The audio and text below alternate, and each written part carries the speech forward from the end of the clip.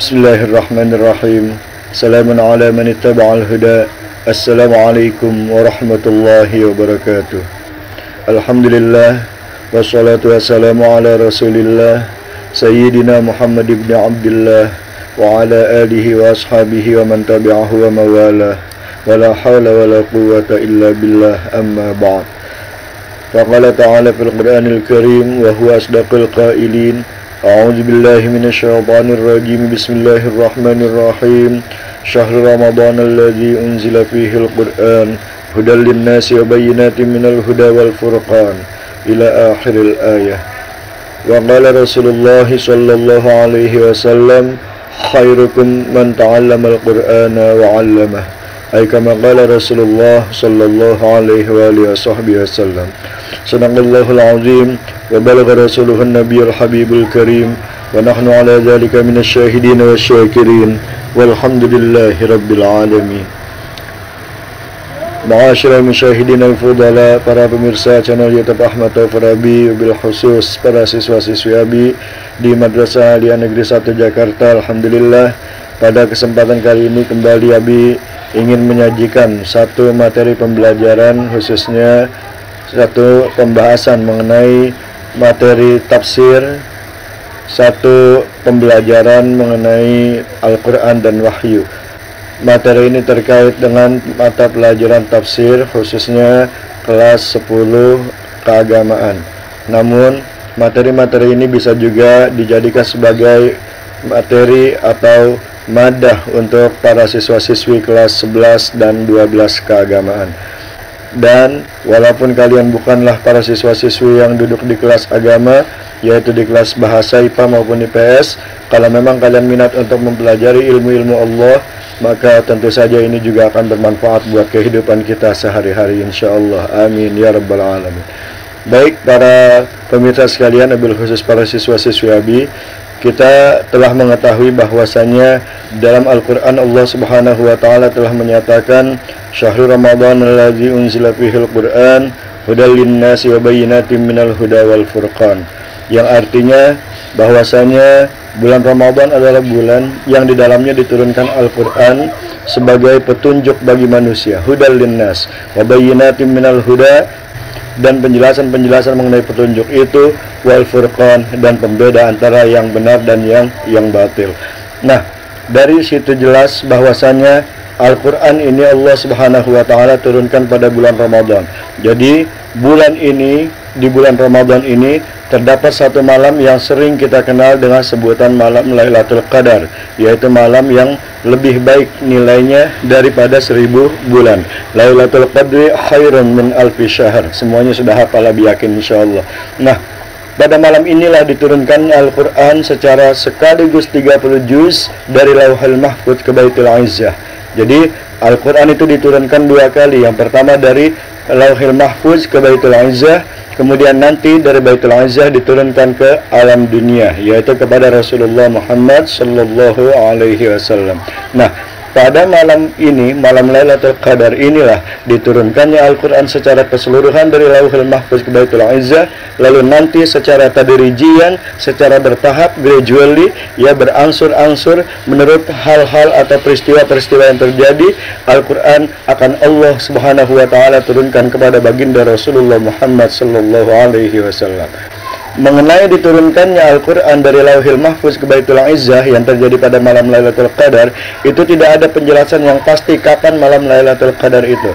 Yang jelas disebutkan dalam sebuah hadis bahwasanya malam Lailatul Qadar adalah malam di antara malam-malam ganjil di akhir 10 hari bulan Ramadan, atau 10 malam terakhir bulan Ramadan. Salah satu di antara malam ganjil yang terdapat pada 10 hari terakhir bulan Ramadan itulah disebut malam Lailatul Qadar. Dan ini memang sengaja tidak diberitahukan oleh baginda Rasulullah sallallahu alaihi wasallam agar kita lebih giat lagi untuk mengisi bulan Ramadan, terutama di akhir bulan Ramadan. Dengan harapan diantaranya adalah mudah-mudahan kita menjadi salah seorang yang mendapatkan anugerah bertemu dengan malam Lailatul Qadar, insyaallah. Para pemirsa serta anak-anak Abi sekalian yang Abi cintai, kemudian tadi Abi bilang bahwasannya Al-Quran diturunkan 2 kali. Ya benar. Yang pertama tadi dari Lauhil Mahfuz ke Baitul Izzah. Kemudian nanti dari Baitul Izzah diturunkan ke alam dunia, yaitu kepada baginda Rasulullah Sallallahu Alaihi Wasallam. Dan itu juga terjadi pada bulan Ramadan. Tepatnya di dalam Al-Quran dikatakan Yaumal Taqal Jama'an, pada hari di mana ada 2 pasukan besar yang bertemu, yaitu pada hari di mana ada pasukan kaum muslimin dan pasukan kaum musyrikin Quraisy ketika itu melaksanakan perang, yaitu perang Badar. Dan kejadian itu adalah pada tanggal 17 Ramadan. Oleh karena itu maka umat Islam bersepakat bahwa malam nuzulul Quran, yaitu turunnya Al-Quran dari Baitul Izzah kepada baginda Rasulullah Sallallahu Alaihi Wasallam di Gua Hira, adalah malam tanggal 17 Ramadan, ya, sehingga hari itulah disebut dengan peringatan nuzulul Quran. Wallahu a'lam bishawabih. Ya, Allah yang lebih mengetahui mana yang benarnya. Para pemirsa serta para siswa-siswi Abi sekalian, Al-Quran adalah kitab suci terakhir yang Allah Subhanahu wa Ta'ala turunkan kepada manusia mulia baginda Rasulullah Muhammad Sallallahu Alaihi Wasallam untuk menjadi pedoman kita manusia, ya, terutama umat Islam, supaya kita mampu mengemban amanah Allah sebagai Khalifatullah fil ard, sebagai wakil daripada Allah yang bertugas untuk mengelola muka bumi ini atau mengelola alam dunia ini. Nah, sebagai umat yang terpilih untuk mengamalkan isinya, maka sudah seharusnya lah kita umat Islam itu mengenal Al-Quran, mencintai Al-Quran, mempelajari Al-Quran, dan mengamalkan isinya semaksimal yang kita mampu dalam kehidupan kita sehari-hari. Karena apa? Karena untuk menjadi seorang ahli komputer saja, itu kita butuh untuk membeli komputer. Lalu kita harus belajar bagaimana cara menghidupkan komputer, bagaimana cara memakai aplikasi-aplikasi yang berada di dalam komputer. Kemudian setelah itu baru kita praktekkan, ya. Maka semakin sering kita pakai, kita praktek, kita akan menjadi ahli komputer insyaallah. Demikianlah pula dengan Al-Quran. Kita mau menjadi ahli surga, maka kita harus punya kunci surga. Kunci surga, petunjuk untuk bisa menjadi ahli surga, itu adanya di dalam Al-Quran, ya. Makanya Al-Quran harus kita baca, kita pahami, kemudian kita pelajari, dan kita amalkan semaksimal yang kita mampu. Para pemirsa serta siswa-siswi Abi sekalian, inilah sekedar pembukaan untuk Al-Quran, ya. Apa itu Al-Quran, kapan diturunkannya, secara garis besar Abi sudah kasih tahu. Sekarang dari tadi Abi menyebut Al-Quran. Memang sebenarnya Al-Quran itu apa? Apa itu Al-Quran? Al-Quran secara etimologi itu para ulama berbeda pendapat. Ada yang berpendapat bahwa Al-Quran itu adalah sebuah isim alam. Isim alam artinya satu kata nama yang tidak dibentuk dari kata apapun. Artinya memang sudah dari sananya yang namanya Al-Quran. Makanya Allah turunkan tadi syahrul Ramadan alladzi unzila fihi Al-Quran. Pada bulan suci Ramadan itu diturunkan Al-Quran. Nah, Al-Quran itu memang sudah nama isim alam yang Allah Subhanahu wa Ta'ala berikan. Sebagaimana juga diberikan kepada kitab Taurat, kitab Zabur, ya, kitab Injil. Itu semuanya diberikan memang sudah dari Allah Subhanahu wa Ta'ala. Jadi isim alam. Nah, ini diantara pendapat yang mengatakan bahwa Al-Quran secara etimologi itu tidak diambil dari akar kata apapun, tapi dia adalah satu nama tersendiri, satu isim tersendiri yang memang sudah Allah Subhanahu wa Ta'ala tetapkan untuk nama kitab suci yang diturunkan kepada baginda Rasulullah Muhammad Sallallahu Alaihi Wasallam. Nah, ulama yang berpendapat ini adalah Imamuna Al-Imam Asy-Syafi'i rahimahullahu ta'ala. Bagi beliau, Al-Quran berasal dari isim alam, bukan berasal dari kata bentukan, atau berasal dari kata jadian, atau mustaq. Ada juga ulama yang mengatakan bahwa Al-Quran itu bukan isim alam. Al-Quran itu, nama Al-Quran itu diambil dari kata bahasa Arab. Di antaranya apa? Di antaranya adalah asal kata Quran itu berasal dari kata qara'a. Ya, kata kerja fi'il madhi, qara'a yaqra'ul Qur'anan. Jadi Al-Quran adalah isim masdar dari qara'a. Namun demikian, Al-Quran yang isim masdar tadi yang artinya bacaan, itu juga bisa berarti dia adalah isim maf'ul, yaitu maqru'. Jadi artinya yang dibaca. Nah, inilah menurut Imam Al-Yahyani asal kata Al-Quran. Dan ini beliau sandarkan pendapat beliau ini pada ayat Al-Quran sendiri, yaitu di dalam surah Al-Qiyamah. Inna alaina jama'ahu wa qur'anah fa idza qara'na fattabi' qur'anah. Sesungguhnya atas tanggungan kami untuk mengumpulkan Al-Quran itu di dadamu dan membuatmu pandai untuk membacanya. Maka apabila kami telah selesai membacanya, ikutilah bacaannya itu. Inilah ayat yang dijadikan landasan oleh Imam Al-Lihyani bahwa Al-Quran itu berasal dari kata-kata qara'a, yang artinya adalah bacaan. Ya, itu selesai sudah Imam Al-Lihyani. Kemudian yang kedua Imam Az-Zujaj. Menurut Imam Az-Zujaj, ya, serta beberapa ulama lainnya, lafaz Al-Quran itu diambil dari kata-kata Al-Qar'u. Al-Qar'u ini artinya adalah al-jam'u, ya, dan itu dibaca seperti timbangan kata-kata fu'lan atau wazan kata-kata fu'lan. Jadi Quran, dari kata Al-Qar'u jadilah Quran. Dari kata-kata fa'ala jadi fu'lan, dari kata Al-Qar'u menjadi Quran. Ya, jadi timbangannya sama. Kemudian mengapa Imam Az-Zujaj itu menyatakan bahwa Al-Quran berasal dari kata-kata Al-Qar'u? Beliau berpendapat karena semua surah Al-Quran, ayat Al-Quran, hukum dan kisah Al-Quran itu semuanya dikumpulkan menjadi satu di dalam kitab suci Al-Quran. Nah, inilah makanya Al-Quran itu berasal dari kata-kata Al-Qar'u yang artinya adalah al-jam'u atau kumpulan. Dan ini juga bisa berarti menurut beliau Al-Quran adalah kumpulan daripada intisari semua kitab suci dan ajaran Allah serta ilmu pengetahuan yang ada di alam dunia ini. Itu menurut Imam Az-Zujaj dan beberapa imam yang lain, ya. Kemudian selanjutnya pendapat yang dikemukakan oleh Imam Al-Farra. Apa itu? Menurut Imam Al-Farra, Al-Quran memang mustaq juga, berasal dari satu kata yang lain, bukan dari kata Quran sendiri, bukan dari isim alam menurut beliau, tapi diambil dari kata-kata yang wazannya sama dengan fu'lan, sama seperti apa yang tadi dikemukakan oleh Imam Az-Zujaj, yaitu berasal dari kata-kata wazan fu'lan. Tapi kalau Imam Az-Zujaj mengatakan bahwa asal katanya adalah Al-Qar'u, kalau Imam Al-Farra itu beliau mengatakan bukan berasal dari kata-kata Al-Qar'u, tapi berasal dari kata-kata qarinah yang artinya petunjuk atau indikator atau bukti, ya. Jadi Quran itu asal katanya bukannya Al-Qar'u, juga bukan qara'a, juga bukan isim alam, tapi berasal dari kata-kata qarinah menurut beliau. Qarinah ini adalah isim mufrad, jamaknya adalah qara'in, artinya petunjuk, indikator atau bukti. Nah, kenapa demikian? Imam Al-Farra berpendapat Al-Quran itu berasal dari kata-kata qarinah atau qara'in karena sebagian daripada isi Al-Quran itu saling membenarkan satu sama lain. Jadi, menurut Imam Al-Farra, inilah asal kata Al-Quran, yaitu berasal dari kata-kata qarinah yang berarti petunjuk, indikator atau bukti, petunjuk kebenaran, indikator kebenaran atau bukti kebenaran dan lain sebagainya. Ini menurut Imam Al-Farra. Dan satu lagi Imam Al-Asy'ari. Kita hanya mempelajari pendapat 5 aja ya, 5 pendapat saja ya, sesuai dengan apa yang sudah ada. Sekalian juga biarkan sudah belajar nih di dalam pelajaran Quran hadis. Yang kelima yaitu Imam Al-Asy'ari. Imam Al-Asy'ari mengatakan bahwa Al-Quran ini adalah isim mustaq, ya, sama wazannya yaitu fu'lan, jadi Quran. Tapi pengambilan katanya bukan dari qara'a, bukan juga dari Al-Qar'u, bukan juga dari qarinah atau qara'in, tapi diambil dari kata-kata Al-Qarnu. Sedangkan makna dari Al-Qarnu itu sendiri hampir sama dengan Al-Qar'u, yaitu menggabungkan atau mengumpulkan sesuatu dengan yang lain.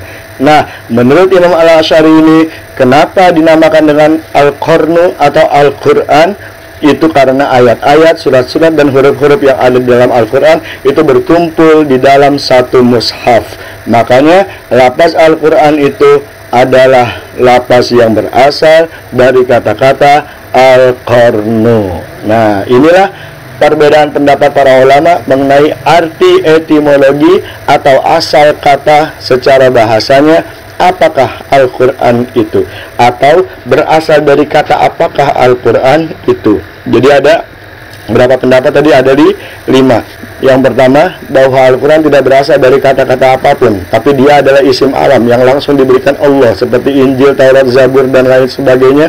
Jadi Al-Quran ya Al-Quran, tidak berasal dari kata apapun. Itu adalah Imam Syafi'i rahimahullahu ta'ala. Kemudian Imam Al-Asy'ari mengatakan, oh, Al-Quran itu berasal dari kata-kata Al-Qarnu. Karena apa? Karena dia mengumpulkan seluruh ayat, surat, dan lain sebagainya dalam satu mushaf. Itu Al-Qarnu. Sama seperti dengan Az-Zujaj. Cuma Az-Zujaj bilang asalnya bukan Al-Qarnu, tapi Al-Qar'u. Al-Qar'u dengan Al-Qarnu ini juga hampir sama maknanya, yaitu al-jam'u atau mengumpulkan.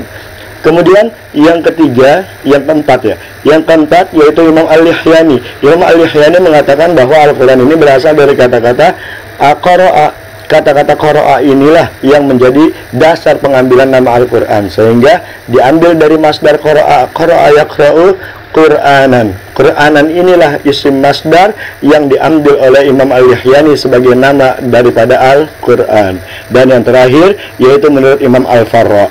Imam Al-Farra ini berpendapat bahwa Al-Quran ini berasal dari kata-kata qarinah yang jamaknya adalah qara'in. Apa artinya? Indikator, bukti atau petunjuk akan kebenaran dan lain sebagainya. Nah, para pemirsa sekalian serta anak-anak Abi yang Abi sayangi, inilah yang bisa Abi sampaikan. Pertama, untuk pengertian daripada Al-Quran secara etimologi. Jadi di sana ada berbagai macam perbedaan pendapat, dan Abi sudah menyebutkan 5 di antara perbedaan pendapat yang dikemukakan oleh para ulama. Wallahu a'lam bishawab.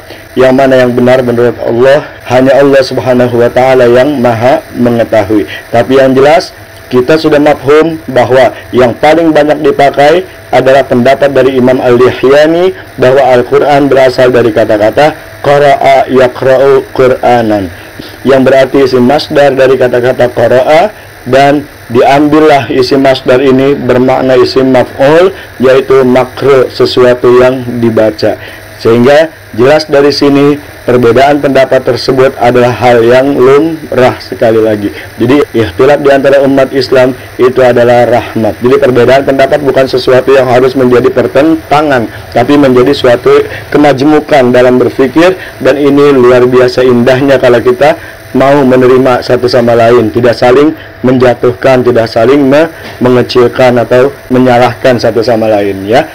Baiklah anak-anakku sekalian serta para pemirsa yang berbahagia, selanjutnya setelah kita mengetahui pengertian Al-Quran menurut etimologi atau pengertian bahasanya, sekarang kita akan mengetahui pengertian Al-Quran menurut istilah. Secara terminologi, para ulama juga memiliki perbedaan pendapat ketika memberikan definisi Al-Quran secara istilah. Nah, perbedaan tersebut tapi bukan sesuatu yang prinsipil, ya. Perbedaan tersebut kembali kepada perbedaan cara pandang mereka ketika mereka memberikan makna dan hal-hal apa yang dikaji atau unsur-unsur apa yang dikaji di dalam pengertian tersebut. Nah, inilah yang menyebabkan bahwasannya perbedaan bukanlah sesuatu yang harus kita ributkan. Jadi perbedaan tersebut menjadi bukti keluasan apa yang dicakup oleh Al-Quran, bukan sebagai sesuatu yang diperselisihkan. Oke, baik. Untuk mengetahuinya, maka Abi akan berikan penjelasan beberapa perbedaan pendapat tersebut. Menurut para ahli ilmu kalam, Al-Quran adalah lafaz yang diturunkan kepada Nabi Muhammad SAW mulai dari surah Al-Fatihah, awal surah Al-Fatihah, sampai dengan akhir Al-Quran yaitu surah An-Nas. Dan Al-Quran memiliki keistimewaan yang terlepas daripada sifat-sifat kebendaan dan azali. Ini artinya Al-Quran itu sifatnya azali. Ini menurut para ahli ilmu kalam. Kemudian para ulama usuliyin, fuqaha dan ahli bahasa itu mereka berpendapat bahwa Al-Quran itu adalah kalam Allah yang diturunkan kepada Nabi Muhammad dari surah Al-Fatihah dan diakhiri oleh surah An-Nas. Di antara definisi Al-Quran yang dikemukakan oleh para ulama adalah apa yang dikemukakan oleh Syekh Muhammad Ali As-Sabuni. Apa pengertian dari Muhammad Ali As-Sabuni? Al-Quran adalah kalamullah al-mu'jiz, kalam Allah yang memiliki mu'jizat. Jadi Al-Quran ini adalah satu mu'jizat. Al-munazzal ala khatimil anbiya'i wal mursalin, yang diturunkan kepada penutup para nabi dan rasul, yaitu Nabi Muhammad sallallahu alaihi wasallam, karena penutup para nabi dan rasul adalah Rasulullah Muhammad sallallahu alaihi wasallam. Jadi tidak ada lagi nabi dan rasul setelah beliau. Kalau ada, berarti orang tersebut adalah kazib, orang tersebut adalah kadzab, pendusta, ya. Biwasitati Jibril alaihissalam, dengan perantaraan malaikat Jibril alaihissalam. Artinya yang membawa Al-Quran dari Baitul Izzah kepada Rasulullah adalah malaikat Jibril alaihissalam. Kemudian apalagi al-maktub alal masahif, yang dituliskan di mushaf. Ya, artinya apa? Al-Quran diturunkan lalu dituliskan di dalam mushaf oleh para umat Islam. Al-manqul ilaina bitawatur, yang mana Al-Quran yang tertulis di mushaf tadi itu sampai kepada kita dengan cara-cara mutawatir. Cara-cara mutawatir artinya melalui periwayatan orang banyak, sehingga tidak mungkin akan timbul kesalahan atau kedustaan pada Al-Quran. Kemudian apalagi al-muta'abbad bitilawati, dan Al-Quran itu adalah sesuatu yang kalau kita baca, maka bacaan kita itu dianggap sebagai satu ibadah atau hal yang mengandung ibadah. Al-mabdu bi suratil Fatihah, yang dimulai dari surah Al-Fatihah, al-muhtam bi suratin Nas, dan diakhiri dengan surah An-Nas. Ya, jelas ya? Inilah pengertian definitif dari Al-Quran yang dikemukakan oleh Syekh Muhammad As-Sabuni. Oke? Nah, itu yang pertama. Kemudian yang kedua, yaitu apa yang dikemukakan oleh Profesor Dr. Subhi As-Shalih. Profesor Dr. Subhi As-Shalih mengatakan Al-Quran huwa, Al-Quran itu adalah Al-Kitabul Mu'jiz, sama seperti tadi, yaitu kitab yang mengandung mu'jizat. Al-Munazzal ala Nabi sallallahu alaihi wasallam, yang diturunkan kepada Nabi Muhammad sallallahu alaihi wasallam. Al-Maktub fil Masahib, dan tertulis di dalam mushaf. Al-Manqul alaihi bitawatur, kemudian memang disampaikan secara mutawatir atau dengan periwayatan orang banyak. Al-Muta'abbad bitilawati, dan membacanya dianggap sebagai satu ibadah. Ini definisinya lebih singkat lagi. Ya, tidak ada biwasitati Jibril alaihi salam. Tidak ada dengan perantaraan malaikat Jibril alaihi salam. Tapi sebenarnya pasti melalui perantaraan malaikat Jibril. Nah, ini yang kedua. Kemudian yang ketiga, yaitu apa yang dikemukakan oleh Syekh Muhammad Khodari Baik. Ya, beliau adalah ahli tarikhut tasyri'. Beliau adalah ahli daripada sejarah syariat agama Islam, Tarikhut Tasyri'il Islami. Beliau mengarang juga buku yang disebut dengan Tarikhul Hadarah Al-Islamiyah, sejarah kebudayaan Islam. Ya, itu sudah kalian belajar sedikit diantaranya, yaitu di dalam pelajaran SKI. Apa menurut beliau? Syekh Muhammad Khodari Baik mengatakan Al-Quran huwa, Al-Quran adalah al-lafzul arabi, satu lafaz yang berbahasa Arab. Al-munazzal ala Muhammadin sallallahu alaihi wasallam, yang diturunkan kepada Nabi Muhammad sallallahu alaihi wasallam, litadabbur wa tazakkur, untuk dipelajari dan juga untuk diingat-ingat apa yang berupa isi Al-Quran itu. Kemudian al-manqul mutawatiran, dan penyampaian Al-Quran itu adalah secara mutawatir. Wa huwa madaffatain, yaitu tertulis di dalam mushaf. Al-mabdu bi suratil Fatihah, dimulai dengan surah Al-Fatihah. Wal mahtum bi suratin Nas, dan diakhiri dengan surah An-Nas. Nah, kalau kita lihat tadi, nampaknya banyak persamaan antara definisi yang dikemukakan oleh Syekh Muhammad Khodari Baik dan juga Profesor Subhi As-Shalih, serta juga apa yang dikemukakan oleh Syekh Muhammad Ali As-Sabuni. Jadi ada persamaan-persamaannya. Di antaranya berarti Al-Quran adalah firman Allah, perkataan dari Allah, bukan perkataan manusia, bukan perkataan dari baginda Rasulullah Sallallahu Alaihi Wasallam, sebagaimana yang dituduhkan oleh para kaum musyrikin Quraisy ketika mereka mendengar apa yang dibacakan oleh baginda Rasulullah dan para sahabat radhiyallahu anhum. Mereka bilang itu adalah kalam baginda Rasulullah sallallahu alaihi wasallam. Tidak, Al-Qur'an adalah firman Allah, ya, yang diturunkan kepada Rasulullah secara lafaz dan maknanya. Lafaznya dari Allah, maknanya dari Allah. Lain dengan hadis qudsi. Kalian sudah dengar pasti hadis qudsi. Kalau hadis qudsi itu maknanya dari Allah, tapi lafaznya dari Rasulullah. Kemudian yang kedua, persamaan yang kedua, itu diturunkan melalui Ruhul Amin atau malaikat Jibril alaihi salam. Jadi dari Baitul Izzah Al-Quran diturunkan tadrijian, ya, secara berangsur-angsur, gradually, oleh malaikat Jibril kepada Rasulullah Sallallahu Alaihi Wasallam sesuai dengan kondisi yang memang sudah ditakdirkan oleh Allah Subhanahu Wa Taala, kondisi yang sudah ditetapkan oleh Allah Subhanahu Wa Taala. Karena seluruh yang terjadi di alam dunia semuanya sudah dalam ketetapan Allah Subhanahu Wa Taala.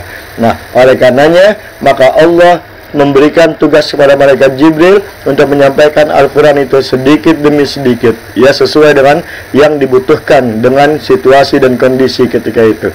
Dan itu berlangsung hampir selama 23 tahun Al-Quran turun, sejak Rasulullah menerima pertama kali, yaitu tanggal 17 Ramadan, awal pertama beliau mendapatkan nubuah, sampai dengan wafatnya beliau. Kemudian yang ketiga, persamaan yang ketiga, yaitu diturunkan kepada Nabi Muhammad Sallallahu Alaihi Wasallam. Jadi Al-Quran ini tidak diturunkan kepada selain dari Nabi Muhammad Sallallahu Alaihi Wasallam. Kalau ada sahabat yang mengaku bahwasanya mereka mendapatkan wahyu, maka itu tidak mungkin, dan para sahabat juga tidak akan mungkin berani mengatakan itu, ya. Itu hanya diturunkan kepada Nabi Muhammad Sallallahu Alaihi Wasallam. Dan Al-Quran ini adalah mukjizat yang berlaku sampai dengan akhir zaman, insyaallah, ya. Makanya di dalam Al-Quran dikatakan, wa innaka latulaqqal Qur'an min ladun hakimin alim. Dan sesungguhnya engkau, hai Muhammad, benar-benar telah diberikan Al-Quran dari sisi Allah yang maha bijaksana lagi maha mengetahui. Jadi hanya baginda Rasulullah Sallallahu Alaihi Wasallam yang mendapatkan wahyu. Karena satu ketika Musailamah Al-Kadzab mengatakan bahwa dia juga mendapatkan wahyu dari Allah, maka itu adalah dusta. Oleh karena itu maka dikatakan dia adalah Musailamah Al-Kadzab, Musailamah sang pendusta.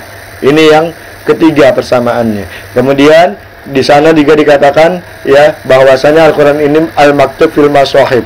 Ada yang bilang bainad dafatain, dua-duanya sama, artinya terhimpun atau tertulis di dalam mushaf, ya. Arti mushaf di sini, ya, adalah bahwasanya Al-Quran ketika diturunkan ketika itu dituliskan oleh para sahabat radhiyallahu anhum, lalu dikumpulkan pada masa Sayyidina Abu Bakar As-Siddiq, kemudian pada masa Sayyidina Utsman bin Affan diperbanyak, dan itulah dikenal dengan Mushaf Utsmani sampai dengan hari ini. Itu yang keempat, ya, persamaan yang keempat. Persamaan yang kelimanya, bahwasanya Al-Quran itu disampaikan secara mutawatir, sampai kepada kita dengan cara-cara yang mutawatir. Artinya apa? Banyak orang yang tahu Rasulullah mengajarkan para sahabat, lalu sahabat mengajarkan kepada tabi'in dan seterusnya sampai dengan kepada kita. Itu namanya mutawatir, tidak terputus, dan itu banyak yang tahu yang meriwayatkannya. Itulah riwayat mutawatir. Dan selanjutnya persamaannya, Al-Quran itu adalah ibadah kalau kita baca. Artinya ketika kita membaca Al-Quran, maka kita beribadah ketika itu. Rasulullah menyatakan, man qara'a harfan min kitabillah falahu bihi hasanah. Siapa yang membaca satu huruf saja dari kitab Allah, yaitu Al-Quran, maka berarti dia sudah mendapatkan satu kebaikan. Wal hasanah bi'asyri amsalihha, dan satu kebaikan itu akan diganjar, diberikan balasan oleh Allah dengan 10 kali lipatnya. La aqulu alif lam mim harfun. Rasulullah mengatakan, saya tidak mengatakan alif lam mim itu satu huruf, walakin alif harfun, walamun harfun, wa mimun harfun. Ya, Rasulullah bilang alif lam mim itu bukan satu huruf, tapi itu terdiri dari satu alif, itu satu huruf, kemudian lam itu satu huruf, dan mim itu satu huruf. Artinya ada 3 kebaikan ketika kita membaca alif lam mim, dan 3 kebaikan itu nanti akan diganjar, dibalas oleh Allah dengan 10 kali lipat. Masya Allah, artinya luar biasa, ya. Nah, selanjutnya yang terakhir, semuanya tadi sudah bersepakat bahwa Al-Quran diawali dengan Al-Fatihah dan diakhiri dengan surah An-Nas. Artinya Al-Quran itu surat pertamanya adalah surat Al-Fatihah. Al-Fatihah ini dimulai dengan Bismillah. Sebagian ulama mengatakan seperti itu. Ada yang mengatakan Bismillah tidak termasuk ke dalam surah Al-Fatihah. Ini perbedaan pendapat dan tidak perlu kita bahas, ya. Kemudian diakhiri dengan surah An-Nas. Jadi surah An-Nas adalah surat terakhir, yaitu surat yang ke-114 daripada Al-Quran. Surah Al-Fatihah yang pertama, An-Nas adalah yang terakhir. Jadi inilah pengertian dari Al-Quran yang dinyatakan oleh para ulama, ya. Jadi ada perbedaan juga, seperti pengertian bahasa tadi, pengertian istilah juga ada perbedaan. Dan sekali lagi, perbedaan tersebut tidak harus membuat kita pecah. Itu hanyalah sebagai bukti daripada keluasan ilmu Al-Quran dan keluasan cakupan Al-Quran. Juga sebagai bukti bagaimana Allah itu memberikan anugerah akal kepada masing-masing manusia dengan perbedaan-perbedaan pikiran, ya. Dan itu satu hal yang lumrah, yang wajar. Nah, selanjutnya adalah nama lain dari Al-Quran. Al-Quran ini memiliki banyak nama. Ada yang mengatakan 90, ada yang mengatakan 55, ada yang mengatakan 65, dan lain sebagainya. Tapi di dalam pelajaran kita akan dibahas hanya beberapa nama saja, yaitu yang pertama adalah Al-Quran itu sendiri. Jadi Al-Quran adalah nama untuk kitab suci yang Allah turunkan kepada Nabi Muhammad melalui perantaraan malaikat Jibril, yang dimulai dari surah Al-Fatihah dan diakhiri dengan surah An-Nas, serta membacanya dianggap sebagai ibadah, dan itu juga merupakan mukjizat Rasulullah. Itulah Al-Quran. Makanya Al-Quran adalah satu pendapat mengatakan isim alam, yaitu Imam Syafi'i rahimahullah. Jadi memang Allah sendiri yang menyatakan bahwa namanya adalah Al-Quran. Ada ulama tadi Abi bilang juga bahwa itu adalah berasal dari kata-kata yang beraneka ragam. Ada yang qara'a, ada yang qur'u, ada yang corona nggak ada ya. Ya corona, ini kan lagi musim corona, nggak ada ya. Jadi itulah Al-Quran. Yang ada qarinah, bukan corona. Mengenai nama Al-Quran ini, selain ayat yang tadi sudah disebutkan di awal, yaitu Syahrul Ramadan alladzi unzila fihil Quran, ada juga ayat yang lain yang Allah Subhanahu wa taala nyatakan di dalam Al-Quran, inna hadzal Quran yahdi lillati hiya aqwam. Sesungguhnya Al-Quran ini memberikan petunjuk ke jalan yang paling lurus, wa yubasyirul mu'minina alladzina ya'maluna shalihat anna lahum ajran kabira, dan memberikan kabar gembira kepada orang-orang mukmin yang berbuat baik bahwasanya nanti mereka akan mendapatkan pahala yang besar dari Allah Subhanahu wa taala. Ini yang pertama, nama Al-Quran. Kemudian yang kedua, nama lainnya adalah Alkitab. Alkitab ini artinya sesuatu yang ditulis atau buku, ya, karena memang Al-Quran itu bentuknya adalah sesuatu yang ditulis atau dituliskan di dalam mushaf, ya. Makanya dikatakan Alkitab. Dalilnya apa? Dalilnya yang sudah kalian hafal. Alif Lam Mim, zalikal kitabul la raiba fihi hudal lil muttaqin. Kan itu, ya kan? Itulah kitab ya, yang tidak ada keraguan di dalamnya sebagai petunjuk bagi orang-orang yang bertakwa. Ya, kalian sudah hafal itu. Kemudian yang ketiga, ini adalah Al-Furqan. Artinya Al-Quran adalah kitab suci yang memisahkan antara yang hak dengan yang batil. Tabarakalladzi nazzala al-furqana ala 'abdihi liyakuna lil 'alamin nadhira. Kata Allah, ya, Maha suci Allah, tabarak, Maha suci Allah, alladzi nazzala al-furqan, yang telah menurunkan Al-Furqan. Al-Furqan ini adalah Al-Quran. Kepada siapa? Ala 'abdihi, kepada hambanya, yaitu Nabi Muhammad sallallahu alaihi wasallam. Buat apa? Liyakuna lil 'alamin nadhira, agar Al-Quran itu menjadi pemberi peringatan kepada seluruh alam jin dan manusia. Ya. Selanjutnya yaitu Az-Zikr, nama yang keempat. Az-Zikr artinya adalah pengingat atau mengingatkan, karena dalam Al-Quran ini banyak ayat-ayat yang mengingatkan kita, mengingatkan janji kita, mengingatkan kita untuk berbuat baik, mengingatkan kita tentang hal-hal yang harus kita lakukan di alam dunia ini dan lain sebagainya. Jadi Al-Quran disebut juga dengan Az-Zikr. Inna nahnu nazzalna dzikra wa inna lahu lahafizun. Artinya apa? Sesungguhnya kamilah yang menurunkan Al-Quran dan pasti kami pula yang akan menjaganya. Dan yang terakhir, 5 kita pelajari, yaitu nama lain dari Al-Quran adalah At-Tanzil. At-Tanzil artinya sesuatu yang diturunkan. Di dalam Al-Quran dikatakan wa innahu latanzilu rabbil alamin, dan sesungguhnya Al-Quran ini benar-benar diturunkan oleh Allah, yaitu Tuhan seluruh alam semesta. Nah, itulah 5 nama lain dari Al-Quran yang hendaknya kita hafalkan. Kalau bisa memang kita menghafalkan seperti yang Imam Suyuti bilang, bahwasanya nama lain dari Al-Quran itu ada 65, ya. Ada juga yang bilang 55, ada bahkan yang bilang 90. Bagus kalau kita tahu semuanya. Ada yang bilang Al-Quran namanya Asy-Syifa, ya. Ada yang bilang Al-Quran namanya Al-Hakim, ada yang bilang Al-Quran namanya Al-Huda, dan lain sebagainya. Kita ngambil 5 saja di antara nama-nama tersebut, ya. Para pemirsa dan anak-anakku sekalian, setelah kita mempelajari tentang Al-Quran, pengertiannya dari segi bahasa maupun dari segi definisi, dan juga kita mengetahui beberapa nama lain dari Al-Quran, ya, maka selanjutnya kita akan mempelajari tentang tahap-tahap turunnya Al-Quran. Yang dimaksudkan tahap-tahap turunnya ini adalah fase-fase sampainya kitab Al-Quran dari Allah Subhanahu wa Ta'ala sampai kepada Nabi Muhammad Sallallahu Alaihi Wasallam. Dan ini tidak langsung blok. Al-Quran itu tidak langsung satu kitab langsung diberikan malaikat Jibril kepada Nabi Muhammad seperti kita memberikan buku kepada teman kita, ya, tidak. Ya, jadi secara berangsur-angsur.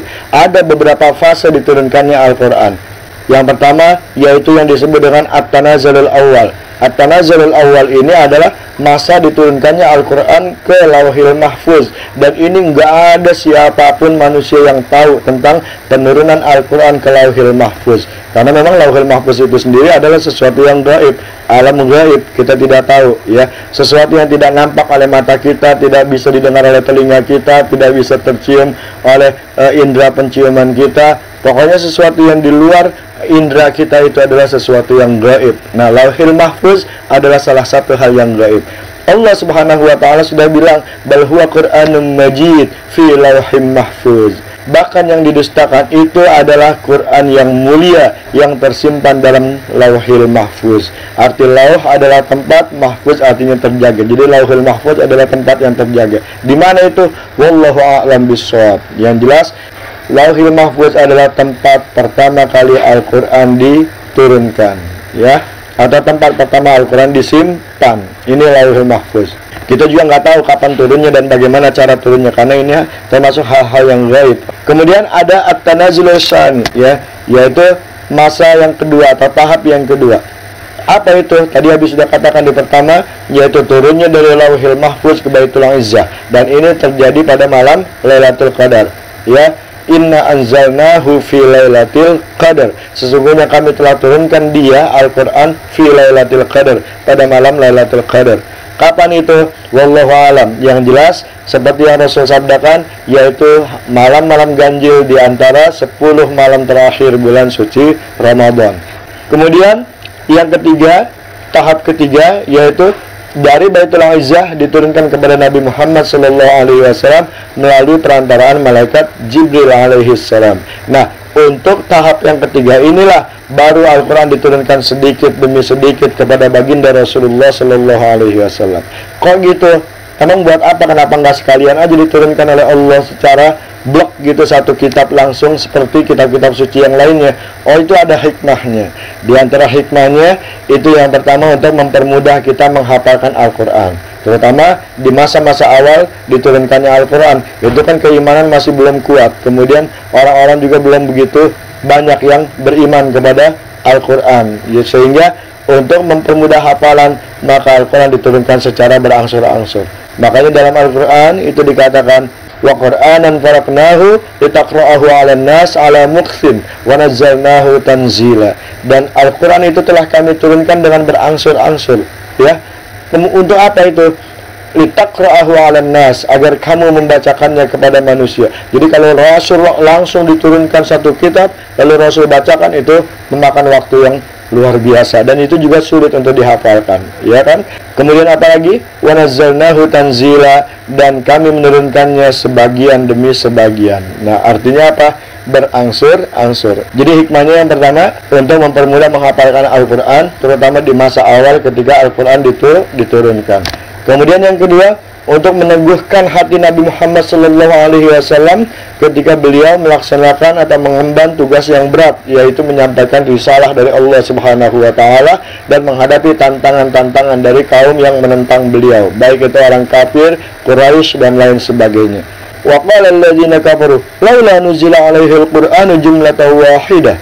Dan berkatalah orang-orang yang kafir, mengapa Al-Quran itu tidak diturunkan kepada Nabi Muhammad sekali turun saja, jumlatan wahidah, sekali aja seperti kitab-kitab suci yang lainnya. Kemudian kadzalika linusabbita bihi fuadak.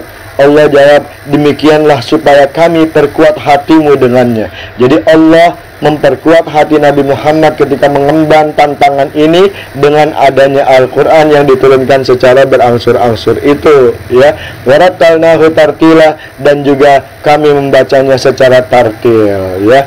Ini yang kedua. Kemudian yang ketiga, Apa itu hikmah daripada diturunkannya Al-Quran berangsur-angsur? Supaya ajaran Al-Quran bisa lebih mudah lagi kita pahami dan lebih mudah lagi diamalkan oleh umat Islam. Jadi berangsur-angsur. Makanya ketika pengharaman hukum itu juga berangsur-angsur. Contohnya apa? Contohnya minum arak, minum minuman keras. Itu tidak langsung dikatakan ketika ayat Al-Quran turun bahwasanya arak itu hukumnya haram. Tidak. Pertama dikatakan dulu bahwasanya ini adalah sesuatu yang banyak mudaratnya. Ada manfaatnya, tapi lebih banyak mudaratnya. Kemudian tahap kedua dikatakan oleh Al-Quran, kamu boleh, tidak masalah kalau masih minum arak, tapi jangan minum ketika kamu mau sholat. Nah, ketika masih ada orang yang minum sambil sholat sehingga kata-kata yang dia ucapkan ketika sholat itu ngelantur atau salah bacaan sholatnya, barulah diharamkan oleh Allah Subhanahu wa Ta'ala yang namanya khamar dan lain sebagainya. Jadi ada Jadi ada tahapan-tahapan juga dalam menentukan hukum, dan ini mempermudah umat untuk mengamalkan ajaran-ajaran Allah Subhanahu wa Ta'ala. Kemudian secara berangsur-angsur ini juga akan memberikan makna agar kita itu bisa membaca, memahami, mempelajari, dan juga menghafalkan Al-Quran dengan lebih mudah, insya Allah. Ya, jadi itulah beberapa hikmah mengapa Al-Quran tidak diturunkan langsung satu kitab blok seperti yang tadi dinyatakan oleh orang-orang kafir. Ya, ada hikmah-hikmah tertentu. Baik, para pemirsa serta anak-anak Abi sekalian yang Abi cintai, inilah yang bisa Abi sampaikan dalam video kali ini. Ya, walaupun Abi berbicara agak cepat, tapi Abi harap kalian dapat menangkap apa yang Abi jelaskan ini. Kalau misalnya kalian kurang menangkap, maka ulangi sekali lagi supaya kalian bisa tangkap. Inilah yang Abi sampaikan. Sekali lagi terima kasih, mohon maaf. Mudah-mudahan bisa bermanfaat buat kita semua. Akhirnya marilah kita tutup dengan bersama-sama membaca doa ikhtitamul majlis. Subhanakallahumma wa bihamdika asyhadu an la ilaha illa anta astaghfiruka wa atubu ilaik. Mohon maaf. Hadanallahu wa iyyakum ajmain. Wa la'afu minkum. Assalamualaikum warahmatullahi wabarakatuh.